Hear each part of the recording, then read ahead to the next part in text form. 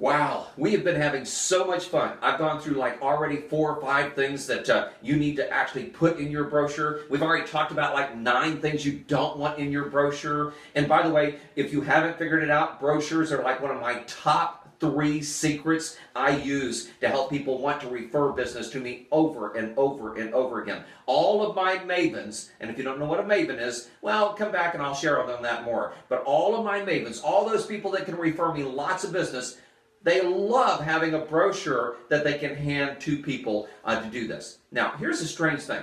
We were at a seminar, my seminar, and I had about 100, 200 people in the audience, and some guy says, "Hey, Mike, will you look at my brochure?" And I looked at it, and it was garbage. And I'm going, man, the only way I could look at this, I started saying, well, you don't need this, you don't need this, you don't need. And the only way I could really go over this really good is if I put it up on stage, and if I went over the whole thing, in front of everybody, thinking he would go, well, yeah, no, I don't need it done in front of everybody.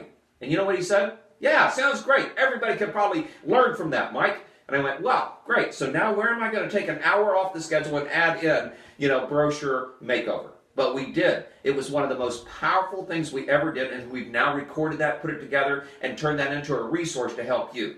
So here's one of the other things. I marked out all of this stuff. We got rid of like about 80% in this brochure, and I marked out all that stuff. We started putting things back in, like a really good strong headline, the pictures that kind of work and really take care of things, phone numbers on the front, the inside and the back, and then we talked about some of the services he needs to put in there, and we talked a long time on unique selling points. It's like the secret sauce, okay? And then I'm looking at it, and I realize there's some other things we could put in here, and I'll tell you about those in maybe the next video. But here's some of the things we looked at, and I said, what else could we put in here? And my loving wife from the back of the room, she's been watching this thing the whole time, and I did not realize it. She's been watching this thing the whole time, and she said, testimonials. And I went, wow. She was absolutely correct. Most home inspectors never put any testimonials in. And when they do it wrong. You see, I could actually speak an hour just on the right kind of testimonials and what they look like. I'm going to give you a couple of secrets here real quick. One is if you can get a picture of the person, makes the testimonial 5, 10 times better. Okay? If you get a testimonial, you want to put a headline at the top of the testimonial, so that's the first thing they read. You also want to take the testimonial, and then you want to try to highlight some of the things that they said about you. And then you want to really get a good testimonial, by the way. Not a testimonial that goes, hey, Mike's a really great guy, and you should work with Mike. Mike, I love Mike. I go to church with Mike, whatever. And that's a terrible testimonial, okay? Except for maybe the fact that you go to church, okay? But here's what the testimonial I would like to have. Working with TexInspect, which is the name of our company, was a pleasant surprise. The on-site report, the 90-day warranty they gave me, just made me feel a lot more comfortable with my home inspection.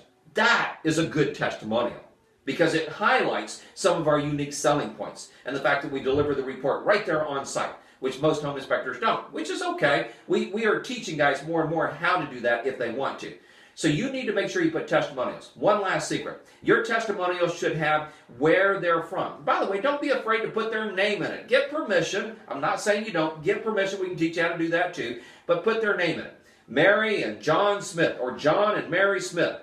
And here's the last secret I'm going to share with you on testimonials. You should put in there the city that they come from, because the city tells them. And if you do different things, so you want different types of people, maybe a single person, maybe a mom with a kid, maybe a husband and wife, and maybe 2 kids. If you can get a picture like that, wonderful. But if I say, oh, this one is from Dallas, this one's from Fort Worth, this one is from past the Dallas, I would say like Weatherford. We'll catch them in Weatherford, okay, Weatherford. Or if it's in Denton, it tells them I inspect in their area. It's a little secret that their brain will pick up on. Well, guys, testimonials can help make you more successful, and you should put those in your brochure, not just on your website. There's another whole secret about the website. We'll talk about that another time, too. Feel free to ask me, Mike, tell me about testimonials on the website, because I don't have time right now. Well, this is Mike Crow, North America's #1 and only home inspector marketing and business coach, and I will tell you something.